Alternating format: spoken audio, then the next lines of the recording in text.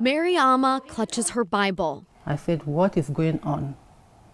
Is she dead? Is she alive? It's all she can think to do while watching the deep suffering in Ukraine. It was just days ago her daughter Sonia was in the war-torn Sumy region. I want my daughter alive because that is my only daughter and that is my life. Her 20-year-old daughter Sonia is safely in Hungary after a $500 cab ride that took 9 days to show up and a 19-hour train ride while sitting on the floor. If you could describe how it was to leave Ukraine, like what that was like. Like we had like bomb blasts, like explosions that shook the house. We're scared and we're praying that we'll make it out alive. But this story is complicated, and it starts 2 years before Russia and Ukraine embarked on this war. Mary married Tim Swift in 2018. That's when the exhausting journey of a green card and a U.S. visa for Mary and her daughter began. Mary got the green light for her green card in April of last year. Once you get it, you have to get to the U.S. within 1 month. Mary had no choice but to leave her daughter behind in Nigeria. I didn't feel good. I feel like my daughter is taken away from me and is separated from me. It's not a good place to leave a 19-year-old girl without her parents. Yeah. You are very easily kidnapped. Robbery is rampant.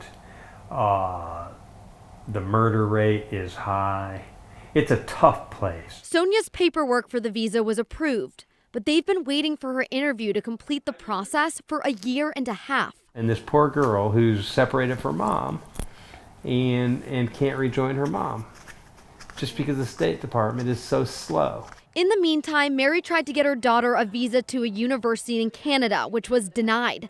But Ukraine came through. Sonia escaped one dangerous situation only to land in the middle of a war. Both a mother and a daughter feeling helpless, a continent apart. The only thing they feel they can do is clutch their Bibles and pray. And if I force her to go back to Nigeria, I don't know what is going to happen to her. In Newport, Cassie Arsenault, Local 12 News.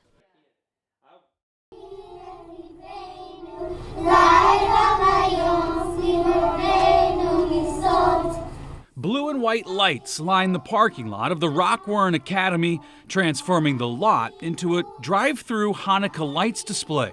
We love it. The kids are really happy and they're really excited to show me which songs they were singing in the soundtrack, and we love all the lights. It's been really fun and really cute to see. Giant inflatable dreidels and menorahs guide you through the display as music, sung by the school's students, celebrates the holiday. To hear it, you just scan the QR code and the music begins to play. I have 3 kids that attend here, and I'm a teacher here as well. So I was really excited to see all the lights and all the work that the kids have done. Rockwarren head of school, Rabbi Laura Baum, says typically hundreds would gather inside the school for games and treats during the 8 days. Hanukkah has always been a festival of lights, so we've had indoor parties in the past with lights, and we thought this year it would be different to take it outside, and certainly with COVID, felt like a very safe way for families to celebrate. The lights display is also a way to have visible representation during a time dominated by Christmas celebrations. And with it coming around the same time as Christmas each year, we thought this is an opportunity for children and families to experience some of the joy, not just to see Christmas lights when they drive down streets, but to see lights that feel like theirs if they're Jewish as well. In Sycamore Township, Brad Underwood, Local 12 News. Sunday, a 34-year-old Florence woman is found dead on her porch. In her pocket, clues, a plastic baggie with traces of drugs, and a syringe. But her cell phone held the most damning evidence yet. Police say there were text messages between her and Kevin Osborne, text messages that appear to show she'd bought drugs from him that very day. Osborne's now charged with second-degree manslaughter for her death. I don't agree with the drug part. But Osborne's father says he also doesn't think his son is guilty of manslaughter.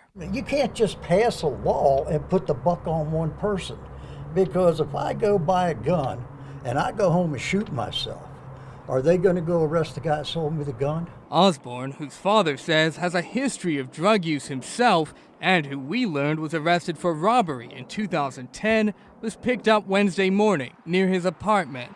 Deputies had him under surveillance after a days-long sting operation. They sent text messages from the victim's cell phone, pretending she was still alive, and arranged to buy drugs from Osborne. Deputies say Osborne first claimed he only had enough drugs for himself, but they tried again the next day, and this time they say he agreed to sell them something called Slow and Go for $20. It's as Osborne was leaving his apartment, possibly to deliver the drugs. The deputies pulled him over and arrested him. In his car, they say they found marijuana and a powdery substance they believe is fentanyl. I don't know that he knows how to do it the other way. He's been involved with this stuff so long. A long journey down the wrong path. In Florence, Luke Jones, Local 12 News. Now that children have access to almost anyone just in the palm of their hand, it's never been easier for them to communicate with people they wouldn't otherwise talk to. And sometimes they feel like they really know these people, even though they don't know them at all.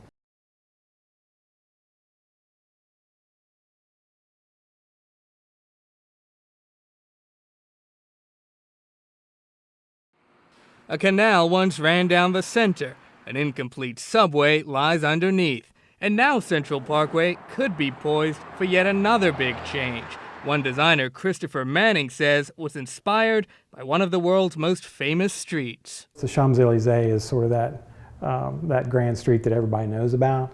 We'll never take Central Parkway to that level, but to aspire to that and to learn from that takes us to another level. From 12th Street to Elder, parking would be limited to just one side of the parkway. There you'd see 4 clearly defined zones, one for bikes, one for things like trees, a 12 to 15 foot wide sidewalk, and an area for cafe seating. It's music to the ears of Maurice Wagner, who feels the revamped street will better connect over the Rhine with the West End. And Central Parkway separated both neighborhoods. And this is a way to blend the neighborhoods back together again, which we so badly need. The plan also calls for a glass-encased porthole peering down to the abandoned subway beneath the street. The street itself would lose 1 lane of traffic and be 36 feet narrower. That's fine by over-the-Rhine resident Kayla Burns. I think it's great. I think that narrowing the street's going to make cars go slower, and widening walkways is going to be great for pedestrians. But some are concerned it won't be so great for drivers. I wish they would put in something else for parking because it's already very limited on this road. It's really hard to find parking, especially with the FC stadium. It's not something that's addressed in Manning's design, but he says the lost parking spaces could be made up with more parking garages. I think instead of it sort of cluttering up the street experience, we're going to look at that being integrated into the neighborhood more.